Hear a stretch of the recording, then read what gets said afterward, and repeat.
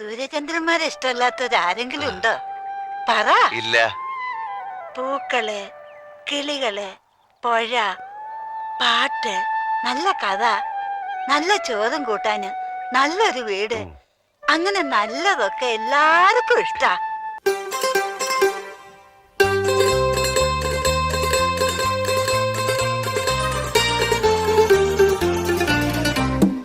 മഞ്ഞക്കിളിയുടെ മൂളിപ്പാട്ടുണ്ടേ, മനസ്സിനുള്ളിൽ മാരിക്കാവടി ചിന്തും ചിന്തുണ്ടേ. മഞ്ഞക്കിളിയുടെ മൂളിപ്പാട്ടുണ്ടേ, മനസ്സിനുള്ളിൽ മാരിക്കാവടി ചിന്തും ചിന്തുണ്ടേ. തിരിയഞ്ചും തെളിയുന്ന മിഴികളുണ്ടേ, ചിരിക്കുമ്പോൾ ചിലമ്പുന്ന ചിലങ്കയുണ്ടേ. വലങ്കയിൽ കുസൃതിക്ക് വളകളുണ്ടേ. മഞ്ഞക്കിളിയുടെ മൂളിപ്പാട്ടുണ്ടേ, മനസ്സിനുള്ളിൽ മാരിക്കാവടി. അങ്ങനെ മഞ്ഞക്കിളിയുടെ മൂളിപ്പാട്ടൊക്കെ പാടി മഞ്ഞുടുപ്പൊക്കെ ഇട്ട് ഞങ്ങൾ ഗാർഡൻ ഓഫ് ഗോഡ്സ് എന്ന് പറഞ്ഞ സ്ഥലത്തേക്കാണ് 8ാമത്തെ ദിവസം പോയത്. ഇത് കൊളറാഡോയിലുള്ള ഒരു സ്ഥലമാട്ടോ. അത്യാവശ്യം ഡ്രൈ ലാൻഡാണ്.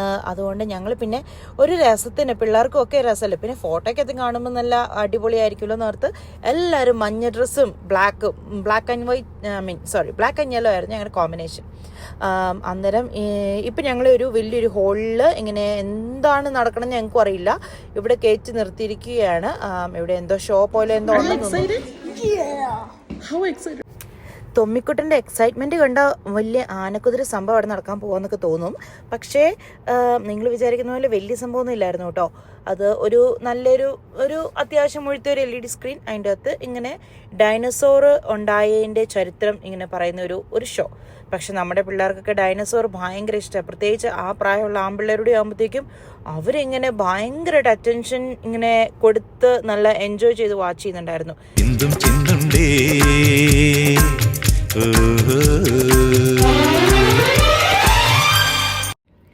അങ്ങനെ അവിടുത്തെ പരിപാടിയൊക്കെ കഴിഞ്ഞപ്പോൾ ഞങ്ങൾ പിന്നെ അവിടുന്ന് വണ്ടിയെ കയറിയിട്ട് ഒരു 20-30 മിനിറ്റ്സ് ഡ്രൈവ് ചെയ്ത് ചെല്ലുമ്പം അവിടെ 7 ഫാൾസ് എന്നും പറഞ്ഞിട്ടൊരു വലിയ ഭയങ്കര പോപ്പുലർ ആയിട്ടുള്ള വാട്ടർഫോൾ ഉണ്ട്. പക്ഷേ അത് എന്താ എന്നൊന്നും അറിയത്തില്ല. അപ്പം വണ്ടി പാർക്ക് ചെയ്തിട്ട് ഓൾമോസ്റ്റ് ഒരു 1.5 മൈൽ നടക്കാനുണ്ട് അങ്ങോട്ട്. അതിൻ്റെ പോകുന്ന വഴിക്കുള്ള പിക്ചേഴ്സൊക്കെയാണ് നിങ്ങൾ കാണുന്നത്. അവിടെ ചെന്ന് കഴിയുമ്പം ഇതുപോലെ വലിയൊരു പാറയുടെ അകത്തൂടെ അവർ തുരങ്കം പോലെ ഇങ്ങനെ ഉണ്ടാക്കിയിട്ട് അതിൽ നടന്ന് അങ്ങ് ചെല്ലുമ്പം ഞങ്ങൾ ഭയങ്കര എൻജോയ് ചെയ്തായിട്ട് പോകുന്നത്. ഓരോ കമൻസൊക്കെ ഇടയ്ക്കിടയ്ക്ക് വരുന്നുണ്ട് അങ്ങോട്ടും ഇങ്ങോട്ടൊക്കെ പറഞ്ഞ്. എന്തായാലും അങ്ങനെ ഇതിൻ്റെ അകത്തൊക്കെ അങ്ങേയറ്റം ചെല്ലുമ്പം എലിവേറ്റർ കാണാമല്ലോ, എലിവേറ്റർ ബിൽഡ് ചെയ്തിട്ടുണ്ട്. ഇത് വലിയൊരു പാറയ്ക്കകത്താണ് ഈ എലിവേറ്റർ ബിൽഡ് ചെയ്തേക്കുന്നത് എന്നതാണ് ഇതിൻ്റെ ഒരു അട്രാക്ഷൻ. ഹായ്, നമ്മൾ ഇന്നുള്ളത് കൊളറാഡോയിൽ 7 ഫാൾസ് എന്ന വാട്ടർ ഫോൾസിലാണ്. 7 വാട്ടർ ഫോൾസ് ആണ് ഇതിനകത്തുള്ളത്. ഇപ്പം നമ്മൾ ഉച്ചയായി ഒരു 1:30-2 മണിയായിട്ടുണ്ട്. 15 മിനിറ്റ് ഹൈക്ക് ചെയ്താണ് ഇവിടെ വന്നത്. നല്ല സ്ഥലമാണ്, ഫുൾ റോക്സ് കൊണ്ടുള്ള മൗണ്ടൻസ് ആണ്.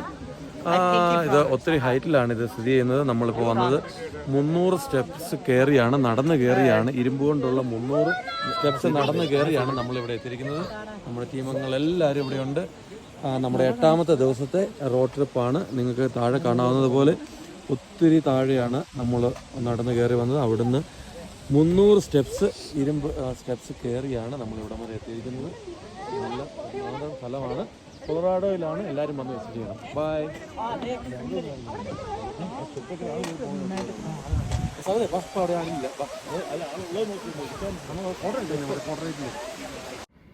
ഇതിൻ്റെ മുകളിൽ കയറിയപ്പം ഒരു അത്യാവശ്യം ചെറിയൊരു കാറ്റും തണുപ്പൊക്കെ പോലെ ഉണ്ട് കേട്ടോ.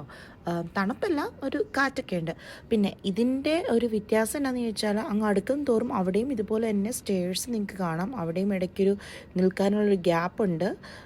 പിന്നെ ഈ വാട്ടർഫോൾസിൻ്റെ അങ്ങ് മുകളിൽ വരെ പോകാം. പക്ഷേ അന്നേരം അതിൻ്റെ മുന്നിൽ നിന്ന് ഫോട്ടോ എടുക്കുമ്പോൾ ആ വ്യൂ കിട്ടത്തില്ല. അപ്പം ഞങ്ങൾ ആ സൈഡിലേക്ക് പോയില്ല, ഞങ്ങൾ അതിൻ്റെ ഓപ്പോസിറ്റ് സൈഡിൽ നിന്നാണ് കണ്ടത്. പിന്നെ ഇവിടുത്തെ വാട്ടർഫാൾസിൻ്റെ പ്രത്യേകത ഇത് ഒത്തിരി ക്വാണ്ടിറ്റി ഓഫ് വാട്ടർ അല്ല അതിൻ്റെ, കാരണം വലിയൊരു വാട്ടർഫാൾ എന്ന് പറയുന്നതല്ല, അതിൻ്റെ ആ ഒരു ഹൈറ്റിനെയാണ് അവർ മെയിൻലി ഫോക്കസ് ചെയ്യുന്നത്.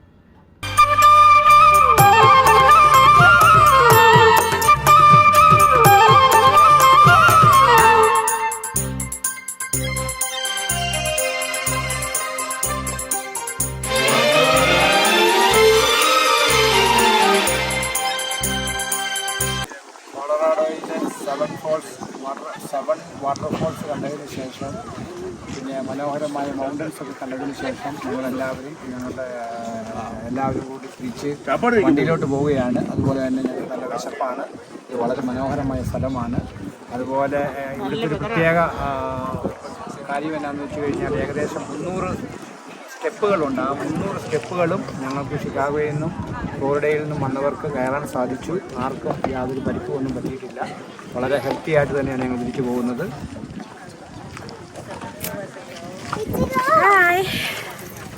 പരുക്ക് എന്നത് അവൻ പറയാൻ കാരണം എനിക്കിട്ടൊരു വേല വെച്ചതാണ്.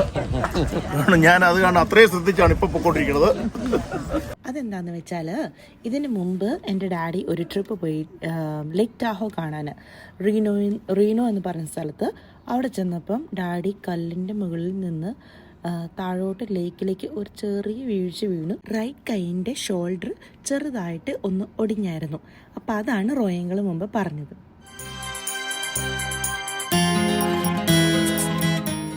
റോയ് ചേട്ടായി പറഞ്ഞ പോലെ നല്ല 1.5 വിശപ്പായിരുന്നു അവിടെ നിന്ന് ഇറങ്ങിയപ്പം.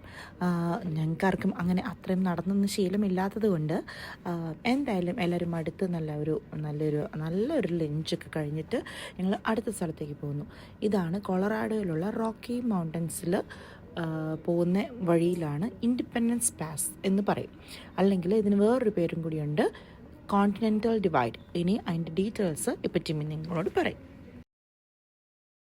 അത് കോണ്ടിനെന്റൽ ഡിവൈഡ് എന്ന് അറിയപ്പെടുന്നത്. കോണ്ടിനെന്റൽ ഡിവൈഡ് എന്ന് വെച്ചാൽ ഈ വടക്കേ അമേരിക്കൻ ഭൂഖണ്ഡം നടുവേ കീറി മുറിക്കുന്ന ഒരു പോയിന്റാണ്. അതിന്റെ പോയിന്റിന് വെസ്റ്റിലേക്കുള്ള എല്ലാ നദികളും ഒഴുകുന്നത് പസഫിക് ഓഷനിലേക്കാണ്. അതിന്റെ അവിടുന്ന് ആ പോയിന്റിന് ഈസ്റ്റിലേക്കുള്ള എല്ലാ നദികളും ഒഴുകുന്നത് അറ്റ്ലാന്റിക് ഓഷനിലാണ്. ശരി, അങ്ങനെ ഒരു പോയിന്റ് അത്. ഈ കോണ്ടിനെൻ്റൽ ഡിവൈഡ് അല്ലെങ്കിൽ ഇൻഡിപെൻഡൻസ് പാസിൻ്റെ ഏറ്റവും മുകളിലെത്തുമ്പോൾ നിങ്ങൾക്ക് കാണാം 12,000 ഫീറ്റ് സമുദ്ര ലെവലിൽ നിന്നും ഉയർന്നാണ് നമ്മൾ നിൽക്കുന്നത്. അപ്പം ചിലർക്ക് ശ്വാസമുട്ടലൊക്കെ വരാൻ ചാൻസ് ഉണ്ട്. പക്ഷേ ദൈവാനുഗ്രഹം കൊണ്ട് ഞങ്ങളുടെ കൂടെയുള്ള ആർക്കും ഒരു കുഴപ്പമില്ലായിരുന്നു. പിന്നെ ഈ സ്ഥലത്തെക്കുറിച്ച് പറഞ്ഞാൽ ഭയങ്കര ഭംഗിയാണ്, പറയാതിരിക്കാൻ പറ്റില്ല. ഭയങ്കര നമ്മൾ ഒന്നാമത് അത്രയും ആൾട്ടിറ്റ്യൂഡിൽ നിൽക്കുന്നത് കൊണ്ട് നല്ല തണുപ്പായിരുന്നു. ഞങ്ങളുടെ കയ്യിൽ സ്വെറ്റർ ഇല്ലായിരുന്നു. ഞങ്ങൾ അങ്ങനെ പ്രിപ്പയർഡ് അല്ലായിരുന്നു. ഞങ്ങൾ ചിന്തിച്ചേ ഇല്ല.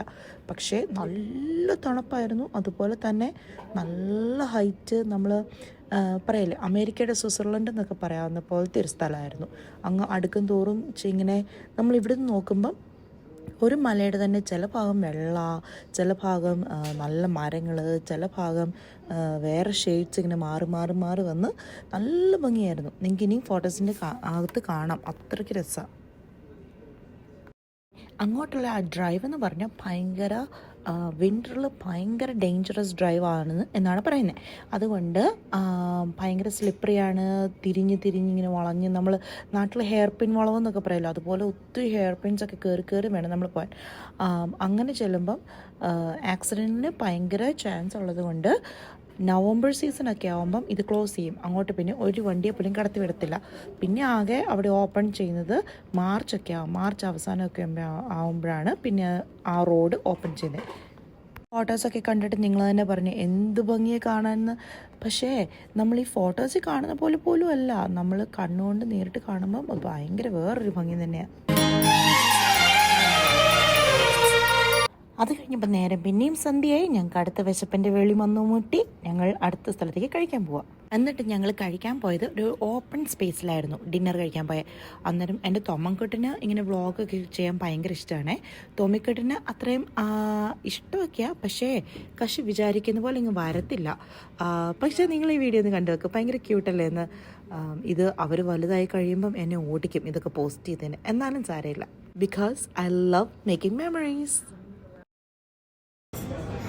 Hello. So in the fancy restaurant, we're going to 3 more places on the plane.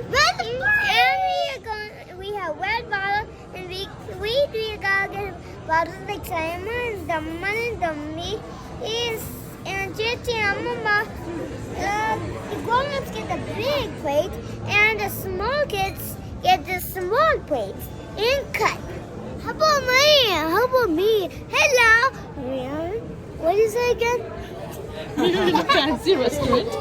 Hello, we're in the We're waiting for our food. I already have food. What food did you order, Tom Yum Nhu? Pasta, what you want?